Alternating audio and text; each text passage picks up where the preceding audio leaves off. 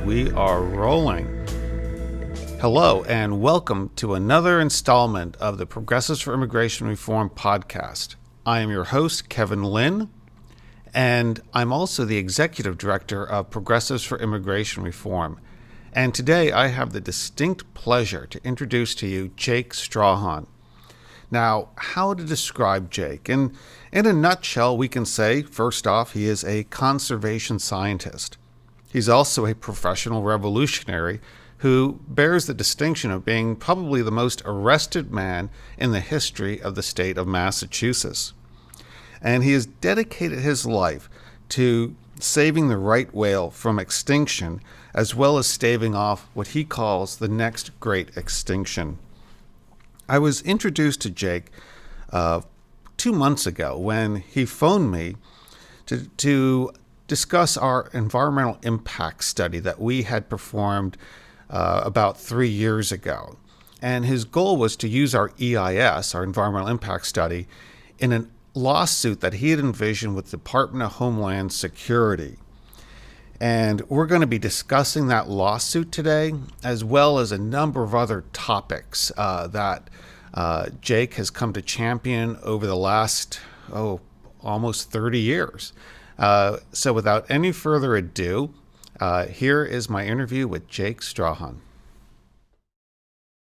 Welcome, Jake, and it's great to have you here today. Kevin, it's awesome to be here with you. Your work and your supporters is really inspiring, and so I'm glad that we're able to get together, and I'm glad to be able to participate in this amazing podcast. Fantastic. Well, I'll tell you, Jake, when I said when we talked about you being a professional revolutionary, that's no joke. I mean, you've been arrested, over 103 times? I read in the New York Times. I am officially the most arrested person in the history of Massachusetts. I've also spent 2.5 years in federal penitentiary for doing nothing, except one time not making my bed. And I'm an expert at pissing off people in authority. So that's one of my traits. Fantastic. Well, before we get into your revolutionary past and things you're looking at doing down the road, let's talk about the lawsuit that you would like to file with Department of Homeland Security. And what are you basing that on, and how did our EIS come to play in that?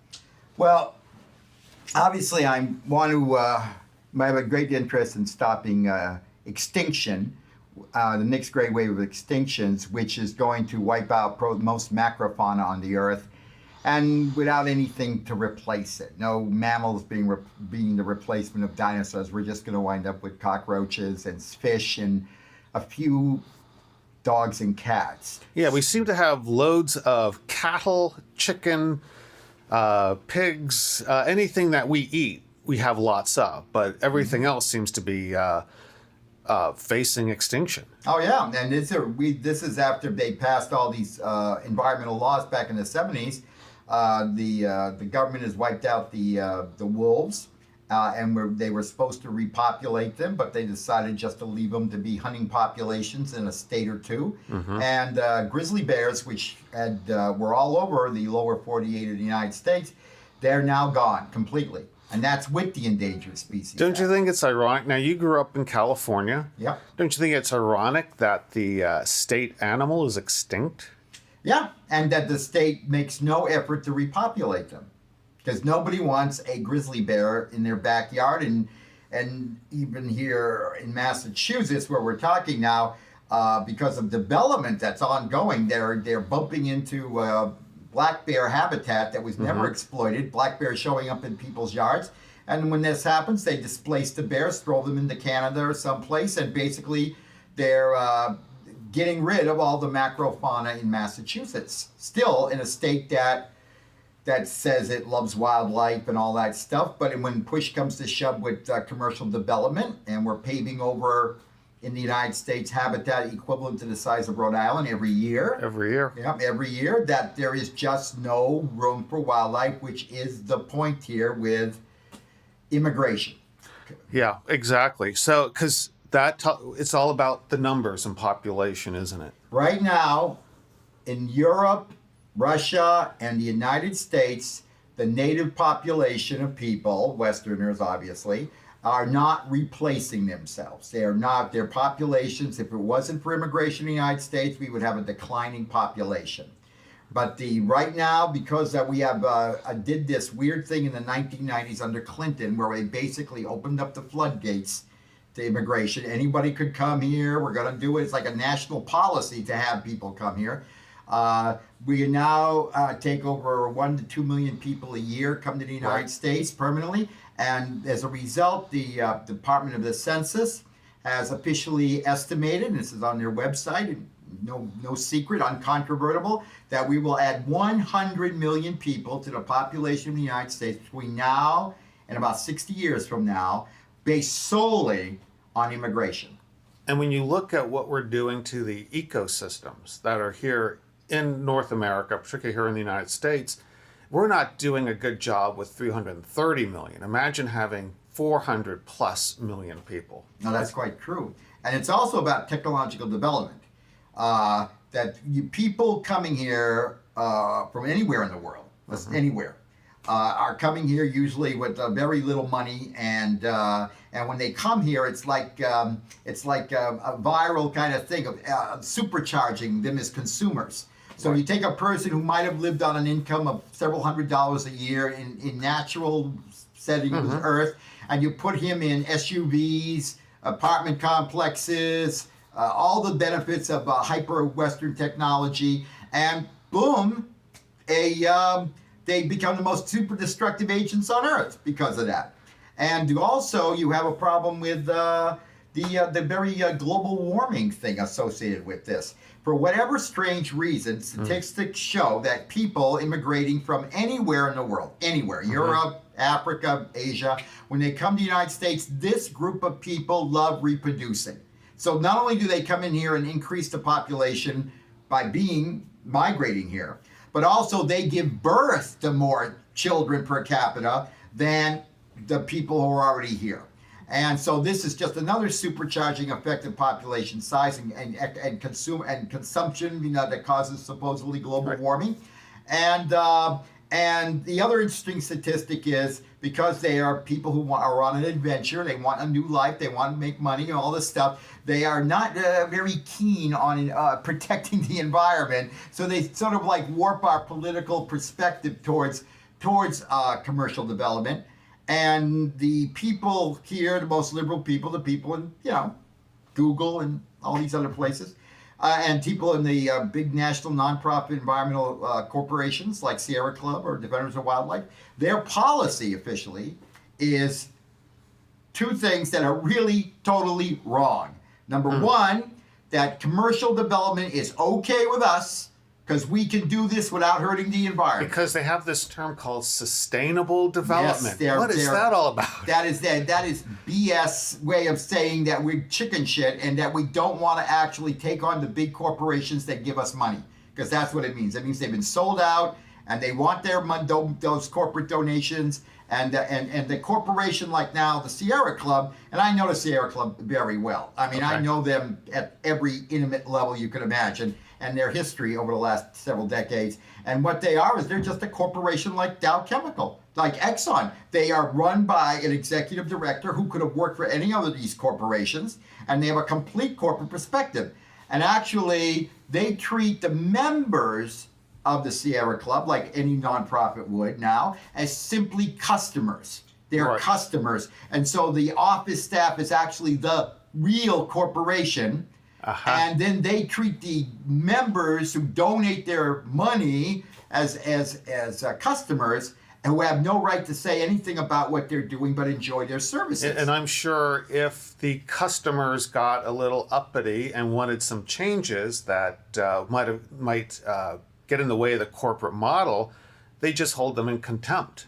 And we've seen that wasn't there a huge, a lot of folks departed the board of the Sierra Club a couple decades ago. Yes, they purged their entire corporate, all the people that were left over who were John Muir types. They Gotcha. purged the John Muir crowd, and then they had a virtual, a coup d'état, and this occurred the same time they were going to decide what their future policy was. A lot of people in the Sierra Club who were acting like they were actually members instead of customers demanded that they actually develop a population policy. Right, because I forget who it was. They said if you do not have a population strategy, you do not have a conservation strategy. Yeah, exactly. That was the feeling in America at that point, that overpopulation was a thing for real. People worried about it, and environmental groups were challenged to actually develop an overpopulation policy. And unfortunately, when the Sierra Club, they interpreted it as anti-corporate and whatever else, you could, that they just refused to deal with it. So in the end result is they had a internal referendum. The overpopulation policy people lost, and the Sierra Club purged everybody who was into population control, who also thought that you had to regulate technology to protect the environment. They were gone. They kicked them out, and that's it. No one gets into the corporate core now through being a member. You get into the corporate core by being hired as a corporate person. That's it. And that's true of all the national nonprofits. Right. They are corporations, and they have decided they've created the most destructive paradigm possible. And I mean, John Muir would just be rolling over in his grave right now. They wouldn't even know it him. And Aldous Leopold, he would come back and he would be banned from being a member of the Sierra Club because they wouldn't even be allowed in the organization. They'd be thrown out the next day. And that's the way it is. So hence, what has to happen is that there has to be, when we talk about having a revolution, we mean revolution and cultural and governmental. And that's what I'm a professed revolutionary, because I believe it is possible in our lifetime that we can have that paradigm shift. We can have a real revolution without the crazy violence and murdering and killing, and that the environment right now actually favors it if people would believe in it. We could do it like overnight almost. Yeah, and part of it is just turning our backs on organizations like the Sierra Club and folks who refuse to look reality in the face and what's coming down. That would be a start, and then begin to take action, don't you think? Well, the thing is that the people who have got to take responsibility for protecting the earth and not pass it off to a nonprofit company. I mean, I don't see in this. And that means taking, like yourself, you seem to me, Jake, that you are perfectly congruent in terms of how you live your life. I mean, you're really, in many respects, you live like a hermit, like a Buddhist priest. And your carbon footprint is very, very small, if almost non-existent. And so you practice what you preach. And so you're kind of asking people to say, wait a minute, if you want to see a sustainable world, you have to start with yourselves. Is that kind of what you're getting at? Well, that's the thing here, that you can't democracy, if you believe in democracy, and I mean a real democracy like the Greeks had back in the day, where citizens actually are the government. They are the government. They're not the bureaucracy. They are the government. And that's what the American... Good way to look at it. Interesting. Well, that's the point, that this is exactly what Sam Adams and this is exactly what Andrew Jackson thought. And this is what they all thought, that they thought that it was going to be that we are the government, the people. In our regular lives, we take responsibility for protecting the public interest, and then we create a bureaucracy that is just simply necessary to get the job done, to collect taxes, to have amount of army, to actually, at a time of crisis, handle things, because they're all, you make those decisions. But in the long term, it's the people that are in control, and that's what Abraham Lincoln wrote in his Gettysburg Address. His thing, government of the people, by the people, for the people, that's not in the Constitution. It's not in the Declaration of Independence. That only was in Abraham Lincoln's head, because that's how he lived as a frontier guy. He believed that. And that's why we had a weird character like him as president, because he came out of nowhere. He came out of nowhere. Mm-hmm. And he was just a guy who was a lawyer, and he did his good things. I read a lot of his tales about him as a lawyer. and he was so weird. Yeah, and it was like on the job training on so many of his cases. Yeah, he was like, wow, I really got to pick up my game here. So off he hit the books. Right, and he was very talented, and like he had a woman who was trying for murder of her husband. And so he was going to trial, and his big thing was getting her out on bail, right? So he, because he's Abraham Lincoln, he could talk his way out of anything. He just talked the judge into giving her bail. Oh, come on, let's give her bail. Just give her. It's a woman. So she got out on bail, and so when he walked her outside the courtroom door, and he said, madam, I believe you should change the county of your residence. Get a fast horse and... Right, and that's exactly what she did. She took off and was never brought to trial. Interesting. Yeah. Well, it's interesting that you bring up Abraham Lincoln. I've been kind of a follower of the works of Strauss and Howe, on the concept of the fourth turn and these demographic cycles. And when you go back, over the long life of what would have been a human being, 80, 85 years, we find ourselves, that period prior to World War II, you go back 80, 85 years before that, you're right there at the time of Abraham Lincoln. So when you talk about this change is possible and now is a good time for it, we might very well be at one of these turning events where change is possible. I mean, some we saw with Trump, love him or hate him, or just like me, kind of look at him with a jaundiced eye. So the accidental candidate can happen. There are changes in the air.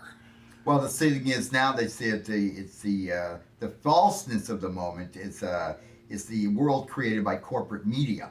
This is not. They are no longer or ever were the press that the Constitution protected. These are huge media companies that create reality for the benefit of their corporate basis of support, and when you watch anything, Fox News or MSNBC, it's all phony corporate stooge stuff, and you just ignore it. And the reality is the people who probably elected Trump don't even pay attention to that stuff. And he tapped into the real America and people who really believed in something and wanted to have a world and live life meaningfully, working class people. And the left now, I'm a member, because of my being, just a radical kind of guy, of the IWW, the International Workers of the World. Okay. And this group is still around us. It still exists. That's the amazing thing. They still have an office in Chicago. You still do your dues and get your stamps in your book, and we all sing the Union Maid and all the songs, right? And but they survive because in a weird way, that the local chapters are basically populated by total, modern day losers. Okay. who just want to go to a meeting. A few of them go to a meeting and they just call everybody sexist and Nazis, and they don't do anything. They hate the working class. They don't even want to help the working class. And I go to meetings just to show up for the fun of it and to anger them, and because I'm like, oh well, I'm a member and you can't do anything about it, and I say, look, if we're supposed to unite the blue collar working class, and many of them want to have rifles and do all this stuff. You can't turn on them by calling them racist and stuff like that, and some of these groups don't care. And I think, I remember Noam Chomsky, right? And he's a member of the Boston chapter with me. And so I bumped into him on the street to talk at UMass Boston, and I said, I had my IWW badge on because and he said, "Ooh, I belong to that," and we talked about his involvement with the local chapter. He says, "Yeah, I don't deal with those people." Interesting. He just donates to keep. We both agreed to keep the brand alive, and maybe someday it will be something. That way it doesn't go the way of the Knights of Labor. Right. We just want them out there to let them know we're still around. And he said, they always hit me to come down and talk to them, but I don't want to go near them because they're icky. And I said, they are annoying, aren't they? So we just pay our dues and all that stuff. And but that's the thing here, that the time is really ripe. Because if you just ignore corporate media and see the real world, you can see that where really all these power structures are crumbling. That's the way it is in the internet. And the internet gives us a chance to reach out to the real people and stay active with them, including the dark internet, And right. but the Yeah, so long as the Facebooks and the Googles don't start to really ratchet down on that's the point people thing. It like goes us. both ways, doesn't it? It does. That you got your Easter is going to be a tipping one way or the other. Either the people who are cool and revolutionary are going to manipulate the situation to their advantage, or the corporate people are going to grab it and totally control everything in the near future. So that's the battle line now. Revolution occurs because you have to make a choice. You don't get the option of making a choice. The French Revolution happened because it happened. You had to be either a Border Royalist or the revolutionaries, one way or the other. And in many cases, you had to do was a third way to go. And so you had to seize that moment. And that's for us now. Either we take over now, or they're going to totally take over and make sure that nobody will be around to take over in the future. And that's why you got my brand is Revolution Now. Let's do it. Let's overthrow the government. I don't even care what it looks like. We've got to overthrow it because revolution, it should be the natural order of things. That every 100 years... Didn't Thomas Jefferson, his famous quote was, "A tree of liberty needs to be watered with blood on occasion"? Exactly. It's and that's what the government does now. They try to create a custodial world of safety, where they're going to say, we don't want anybody hurt, and they focus on the saddest people in the population to be their models. And CNN puts their little heroes, which are no people that just simply hand out food to homeless people. These are not heroes. They may be good people, but they're not heroes. And what they do is try and make it all custodial and safe when it should be the opposite. And you probably know that better than, because,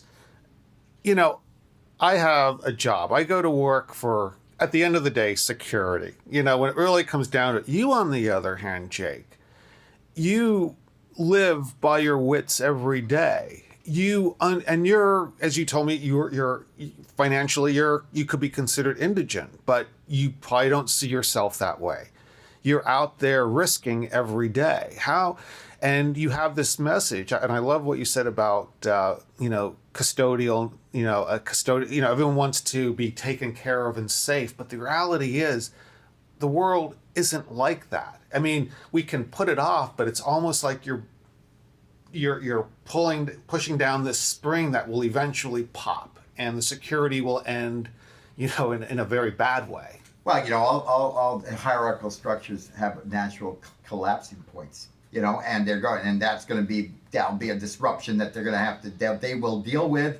And now we're in a particular thing where technological innovation of some mediocre way is at least happening, which is compensating for all the cracks in their system. They're filling it in with technology when they're on an actual structural, personal basis of philosophy and personal character. They're just it's being completely bleached out. So the thing here is that Americans now, and I think I would see this as a real aspect of America, are divided into two camps, and that it's not black or white, and it's not right or left or whatever. It's actually kind of more like Jefferson's side, that there are Americans who we can call farmers. The people who want to live on the land, who think the land means something to them, like people in South Boston. They're in a city, but that land means something to them. It's their home. The Red Sox are their identity.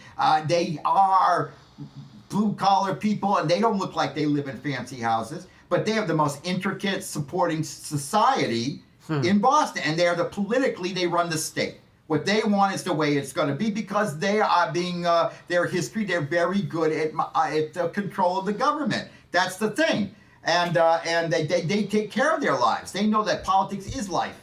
And so they live poor, but they have an intricate society, and they believe in their society. In fact, if you go to Boston, if you're in Boston and you want to take a mass transit, a bus or a train, you don't go to South Boston.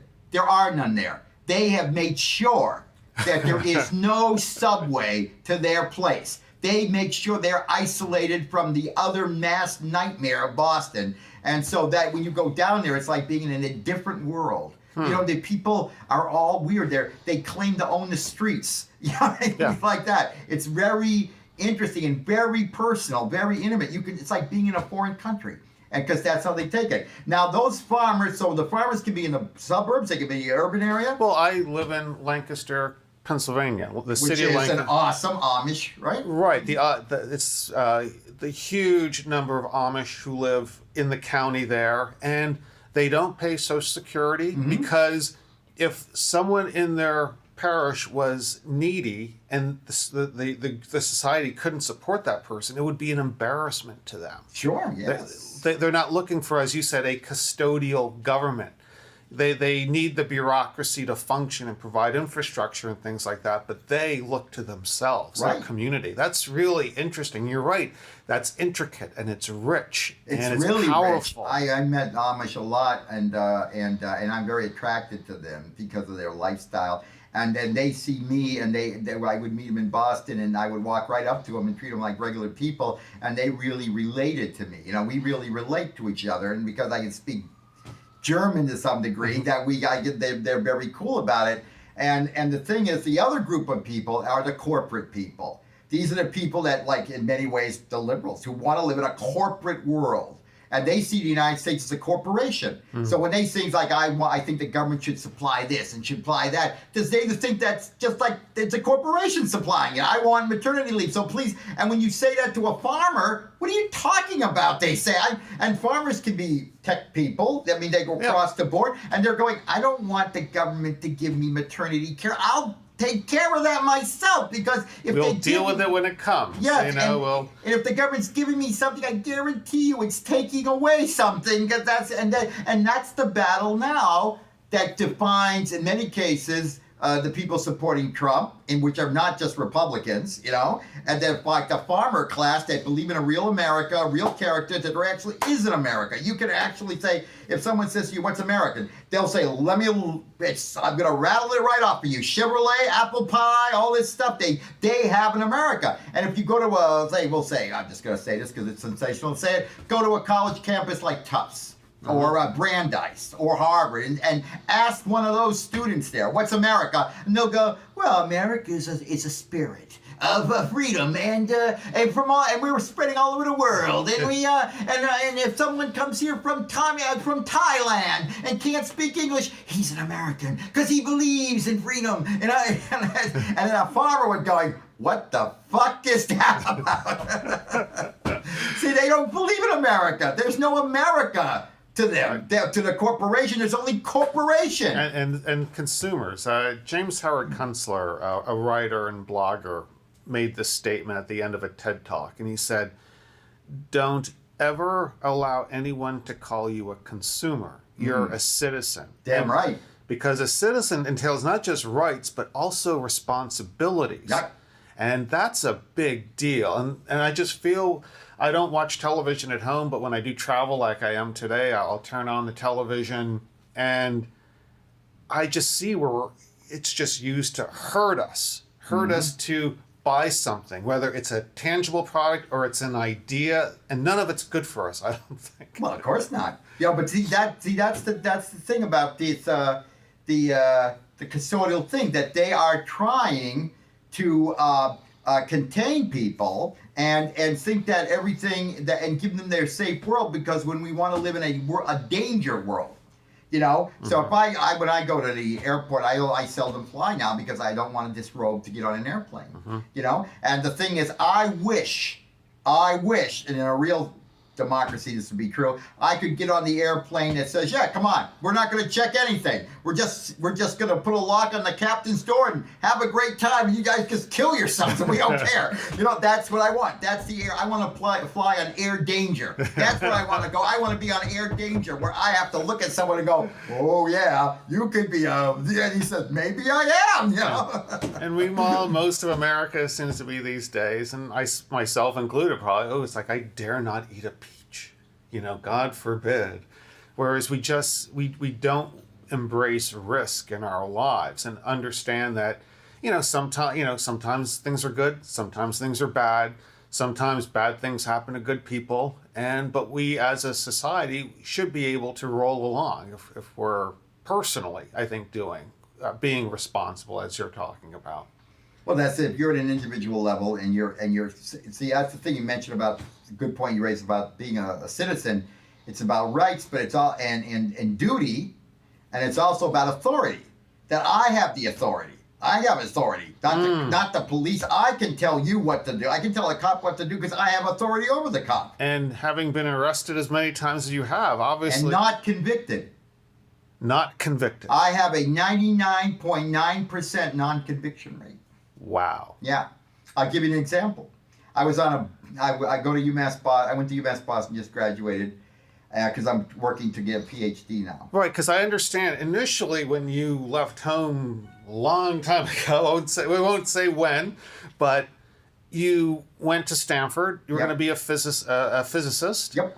And like a lot of people in the baby boom generation, you left college to find yourself and find another way. And it's amazing that you went back to school. Got it. What did you get your degree in? I got my degree in classics, in Latin and Greek literature and history.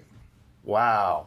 Yeah, so I learned Latin and Greek, and that's been, and this is the way the world works. I went to get a physics degree, and I actually was the first, and this is just another whole thing, but let me keep it short. But I actually decided as an adult going to school that this was a contractual relationship, that I gave them money and they had to give me the college degree. And once we had the contract, the day I walked into school and we signed the deal, they are stuck giving me that degree no matter what, and without any of this weirdo political correctness stuff.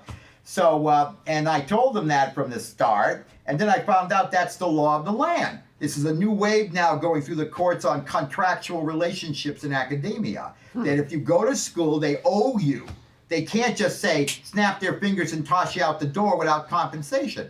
So right now I am actually suing UMass Boston to get back all my student loan money for all the bad way under a contract theory. They owe it to me. Boom, boom, boom. And I actually had talked the physics department at UMass and the school to signing a written contract that I would get the degree if I took some courses. No, I'm not, and that's like a pioneering thing, but that's the way it should be. And though I could talk about my little professional students association, that's another day. So the thing is, though, so that's the way it should be, and so the school didn't like the idea that I was there and doing this and knew about my radicalism and about what my lawsuits against government employees.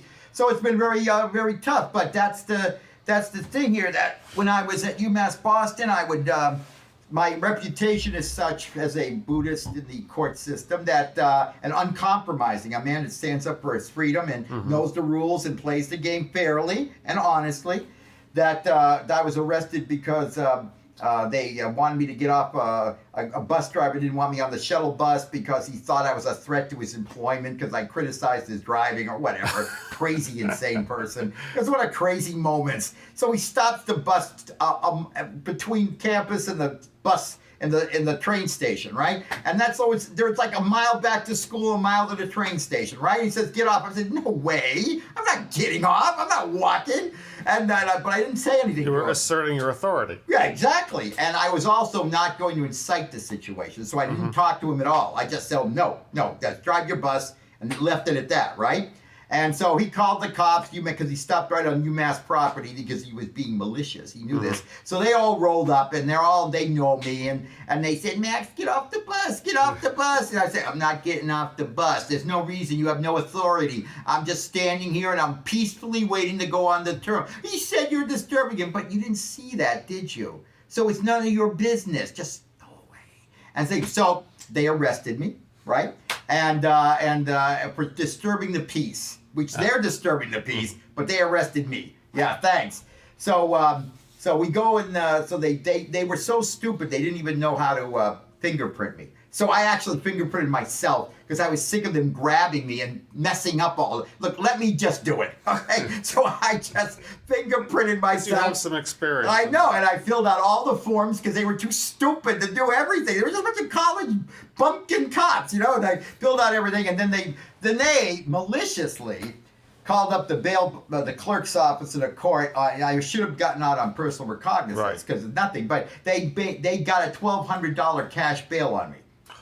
Now the problem with this was I was due in court, in federal court the next morning because I was suing the state police for seizing my car, and I had a trial in front of the judge, which is a great judge, Judge Young. He's a Republican, awesome person. He's very free speechy oriented guy.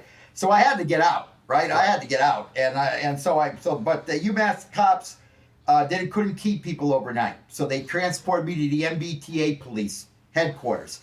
Now, I can only tell you we have a close relationship with the MBTA police.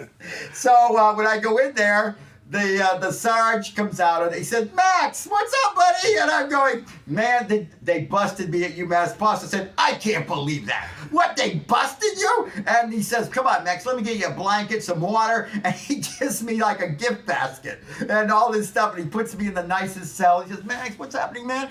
And then we talk, and he says, and I told him I was on a $1,200 bill. He said, "Oh, we'll get you out. Yeah, I'm going to call him up and we'll get you out." And he calls up the clerk, says, "This is my main man, Max. I want him out." So they just come down and release me. They come down and get all in public responsiveness. Because the cop let me go, right? Mm-hmm. So I go to trial at court, and the jury found in my favor. So that was cool. Mm-hmm. Jury awarded in my favor. But when I had to get arraigned 3 days later, and that's the thing, because I was going to be a trial, I said I didn't want to get arraigned the next day. And so the clerk said, "All right, when do you want to get arraigned?" I was like, "I'll come in a week." "Okay, fine. There we go. That's good." See, we all know each other. It's business. So when I went back, I tell the DA's there, and I says to him, "Come here. And we start talking. Here's the idea. You're dismissing this case today. It's stupid. You know it's stupid." And he just goes, "Okay." Now here's the other thing so the DA threw the case out right there on the spot. I wasn't even arraigned because that's the way it has to be, because it's stupid. It wasn't real. And the judge at the counter behind the desk, he knew me, and on the wall there was this picture of Thurgood Marshall, and who is one of my heroes. Right, he's just an awesome dude. He was just amazing.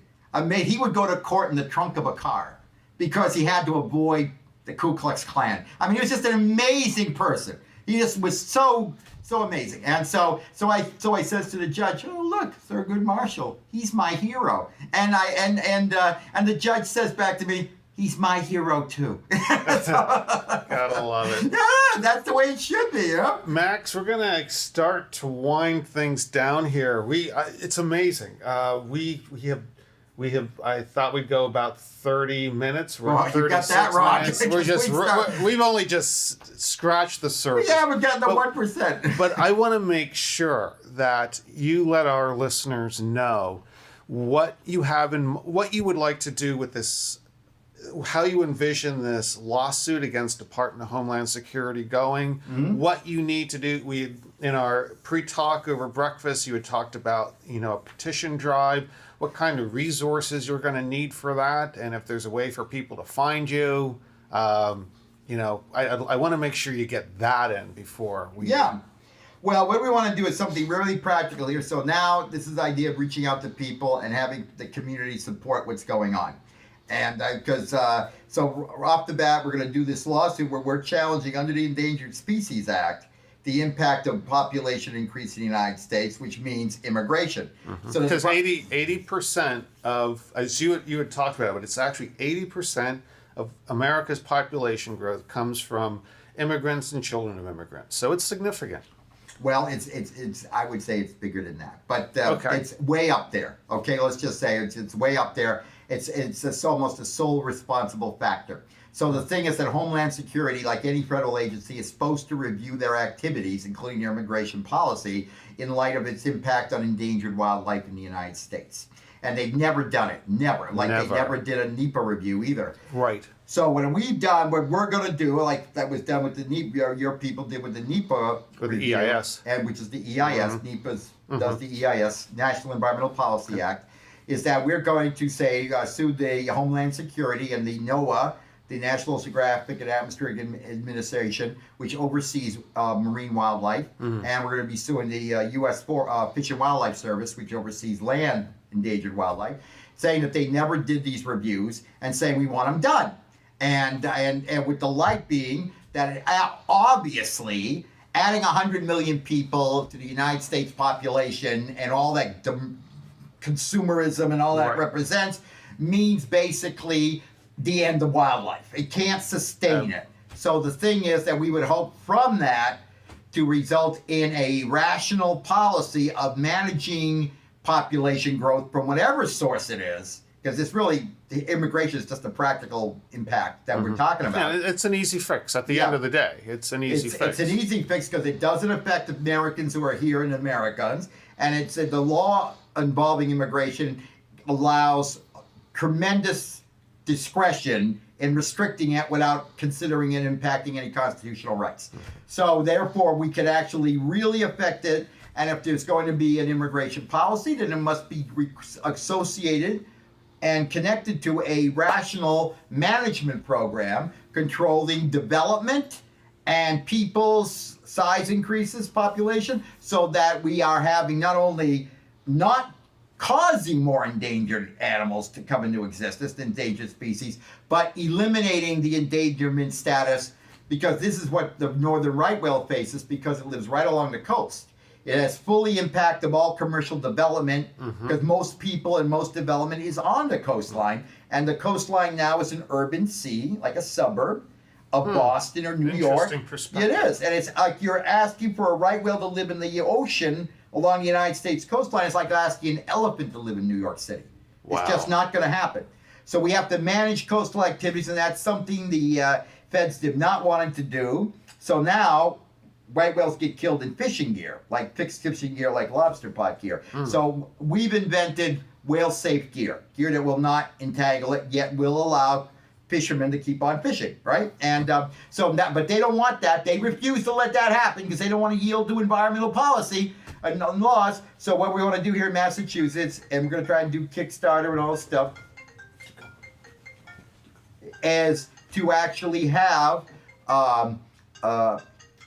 in the Massachusetts, we're going to have do a whale-safe fishing year initiative ballot, meaning try to get on the ballot for the elections and have the people vote on a referendum to have whale-safe fishing law.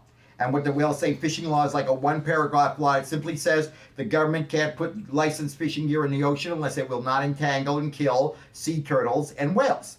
And then we're going to let the people vote on that. So it's a popular support thing. But to get to the ballot, that's going to require resources, isn't it? It's going to require $100,000 to pay the people to collect the signatures. Yeah, and for anyone who thinks, oh, that's being mercenary, no, that's the only way to do it effectively.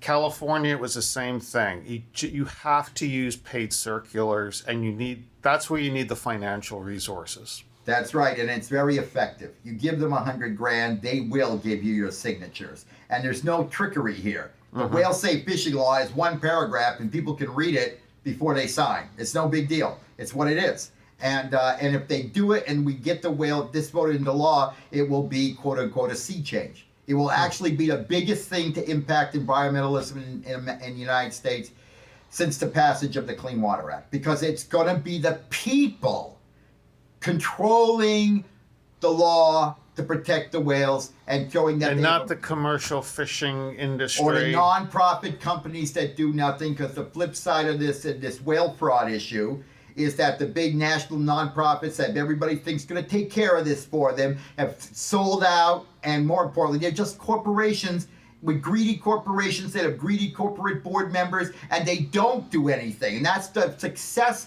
Give the success where success is due. The big companies of the world, the Harvard graduates, the Stanford Law School graduates, they succeeded at their mission. They bought off and control all the nonprofits in the United States, so that if people think they can abdicate their personal responsibility for protecting the planet and be responsible for the planet's destruction, which they are, it's the people killing the planet, nobody else. Every time we like these, the plastic water bottle I gave you when you came in. Right. Yep. So you gotta act up, but you gotta realize, people gotta realize they can be very effective at acting up and meet a lot of nice people in the process. It's just don't sit home and think you're watching TV, and I'm not going to say anything degrading, but the reality is that this world is not supposed to be as stupid as this. And we really don't have to look as dumb as we are and argue and let corporate media shows control everything we think. If you're relying on your opinion of the world on corporate media, if you watch MSNBC or Fox News and you conclude something from them, you are an idiot. Don't do it.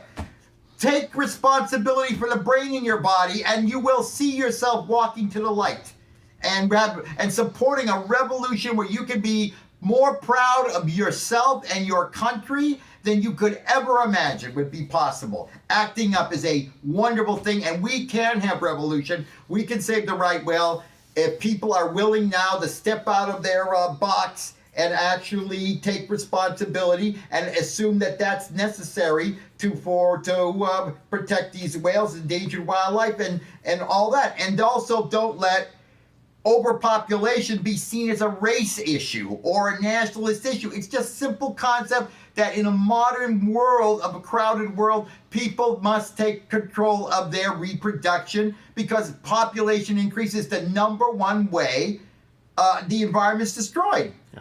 And when and you also must realize that sustainability is a joke. Nothing's sustainable. Yeah. Nothing. And we talk about these reproductive choices, and also where you live is important. You had mentioned this earlier, but here there were two statisticians out of Oregon State University. I can't recall their names, but they did a study and came up with relative carbon footprints per country. Mm-hmm. And here in the U.S., they calculated that the average American puts out about 20 metric tons of carbon a year. Mm-hmm.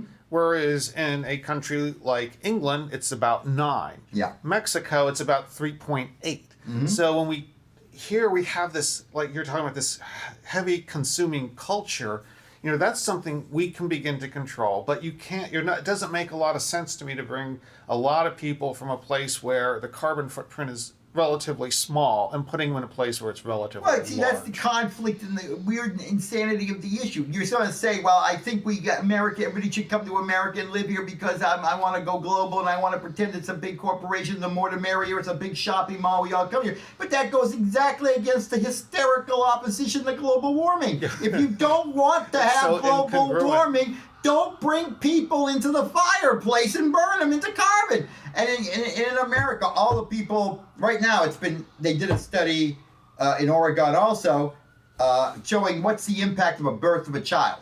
So if a woman and a man are the most ruthlessly into carbon footprint control, right, and just do everything you can do to drive an electric car, live in the right conditions. Compact fluorescent bulbs. Right, everything.